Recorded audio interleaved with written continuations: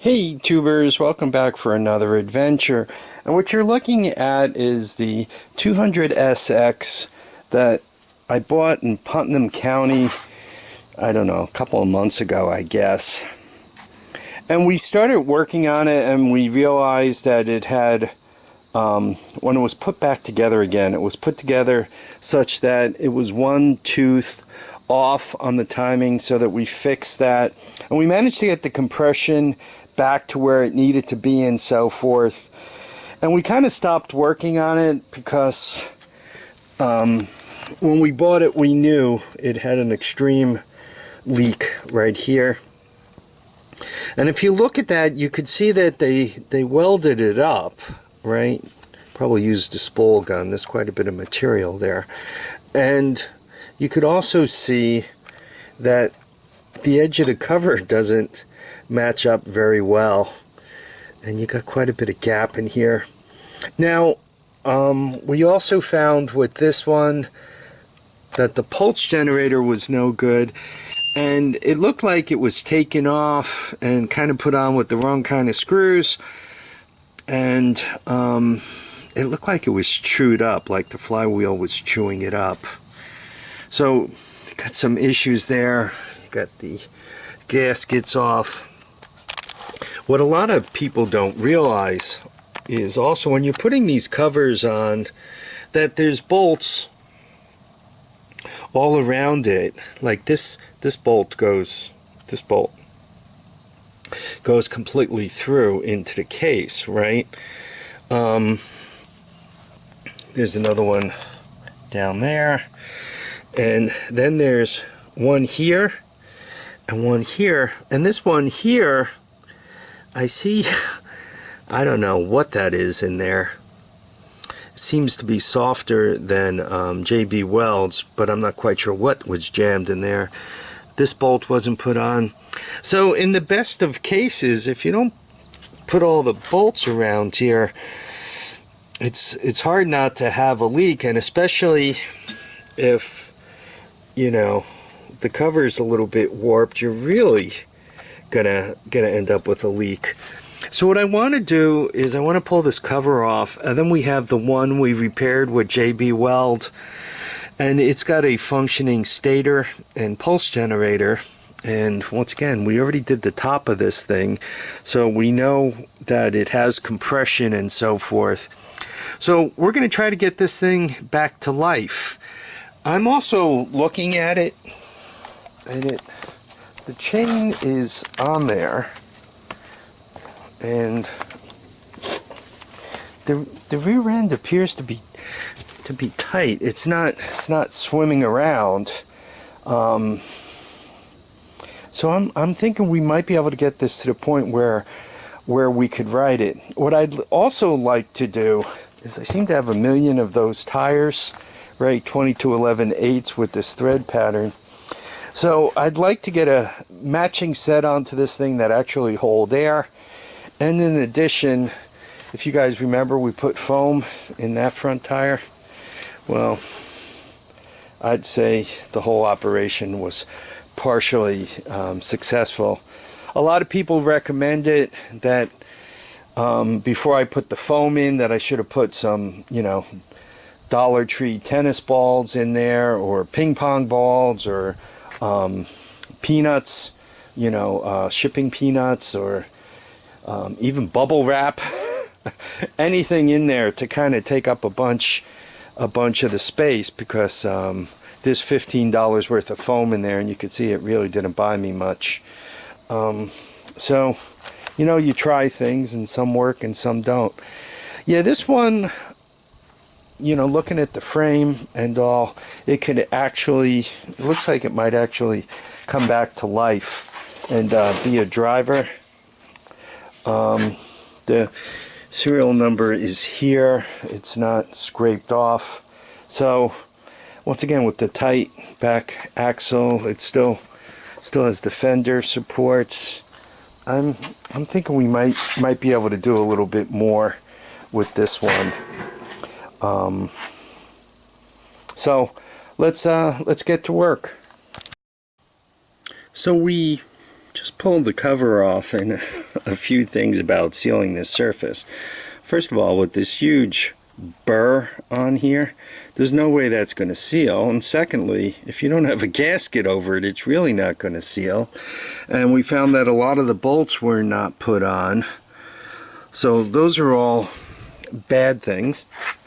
And here's the cover itself. And what I want to do is put my straight edge to it, wherever it might be hiding. There it is.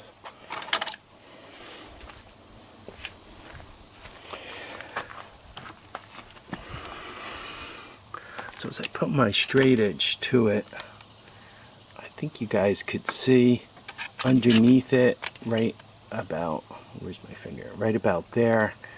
You got quite a bit of space.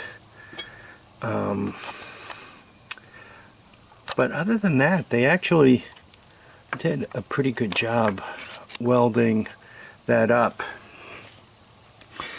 Once again, it looks like, well, and then you got some trouble going on here. But once again, looking at that, quite honestly, it looks like with the right gasket, this cover could actually come back to life. And the right gasket put on properly. But what I'm going to do is I'm going to put this cover aside for now. I'm going to clean that up. I'm going to get a new gasket. And what I want to do is I want to put this one on there. So stay tuned. So this is the magnet that trips the pulse generator, and you can see it's kind of hitting the front and it's been scraping. When I took the gasket out, it's got pieces floating around, and it turns out this piece comes from the back of the pulse generator. It got smacked right off as that magnet was going about. I'm going to put the starter, the recoil starter basket back on here, and with the spark plug out, and that's a critical comment, I'm going to turn this thing over because I do want to see if that magnet, if I got a warped flywheel or quite honestly a bent crank. The person I got this from is a halfway decent mechanic. He's a kid mechanic, but he's halfway decent. The kid he got it from, I think was an experimenter, you know, somebody who was still honing their skills, if there's such a thing. So I don't think my person messed it up, but I think the person before him did. I'm going to save this gasket. Not that I'm going to use it, but one never knows if it could come in handy. When repairing an engine case that's been damaged by a thrown chain, one of the things you really got to do is slow down and think, right? So I obviously have that burr right here, and what I'm doing is I have a short file. You can see really nice and short, and I'm just very gently, right, while holding it down flat, kind of getting rid of that burr. So it looks, I'm gonna really have to pay attention to this spot, get some gasket material into that, because it looks like it's going to be a weak spot, maybe a low spot too, right? You can see how it's missing. Let me zoom in a little. Right, so I might kind of have to patch that up a little bit.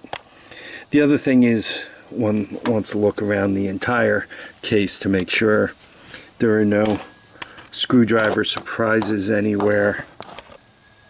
or anything else. Sometimes in the haste to get things apart, people will put a screwdriver here and, you know, jam up or something, which would cause some more damage.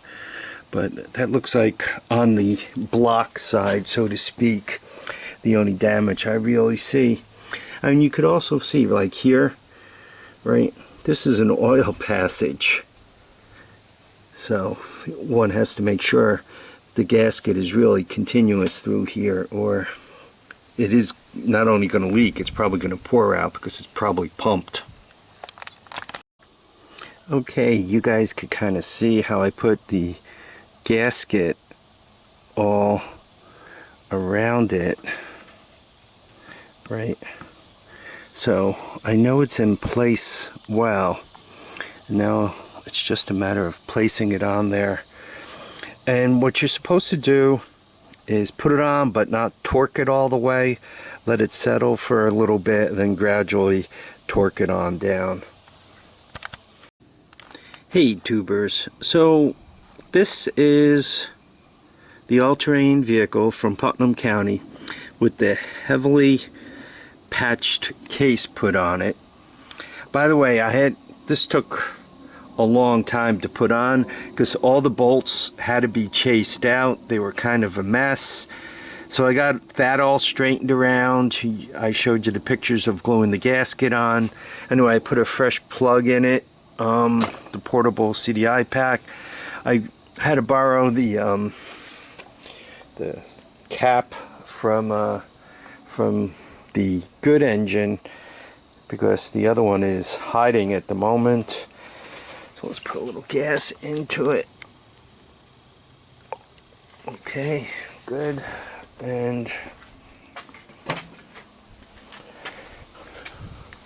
what else do I have left?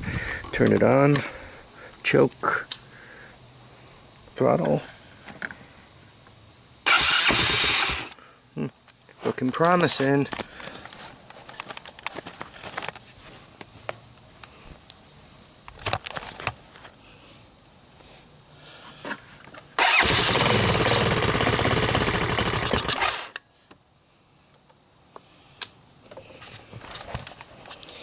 Turn off the choke a little slower.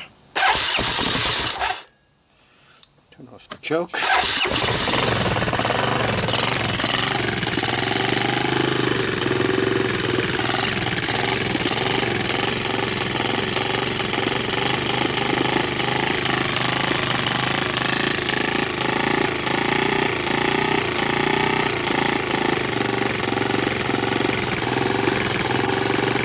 It's got an ignition mist.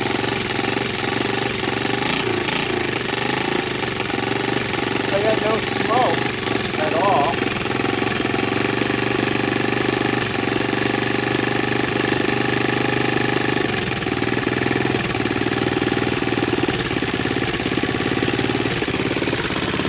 Somewhat idling.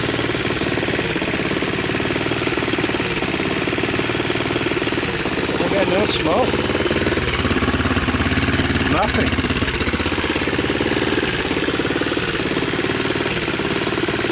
Well, while this one runs, I put a piece of cardboard under this. It didn't drip any oil yesterday. So we're going to put this in the garage when we're done with it and do the same thing.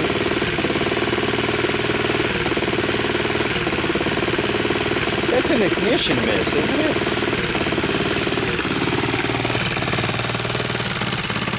That's just oil burning off the exhaust manifold.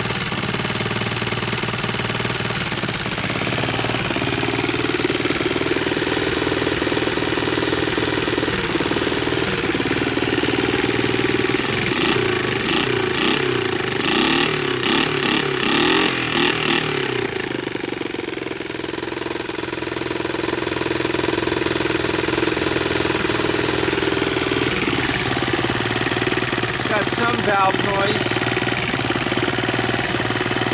Going to put a bolt in there, obviously, but not nearly as bad as the other one.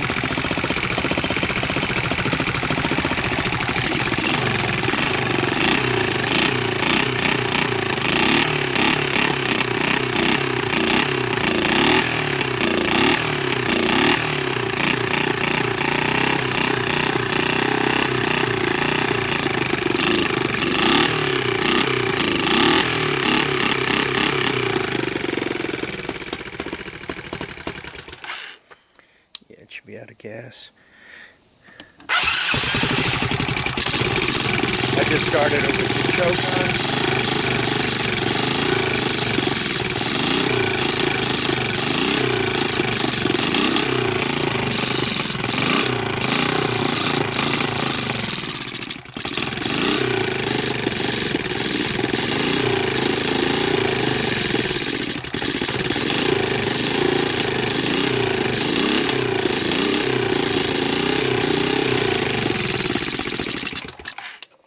Okay, now it's officially out of gas. I don't know, what do you guys think?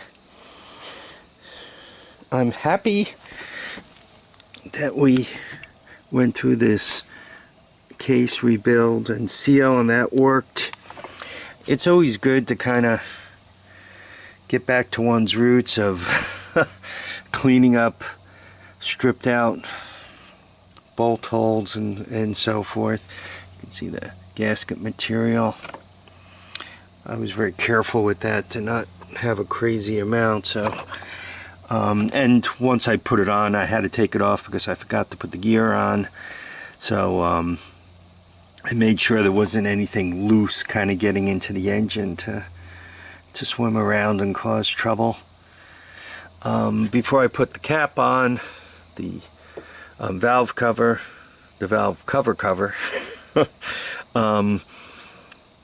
I turned it over with the spark plug out and made sure there was oil coming up to the top. Yeah, all that's left now is pushing it into the garage, putting a piece of cardboard under it, and then in the morning I'll get to see how much oil is on the floor.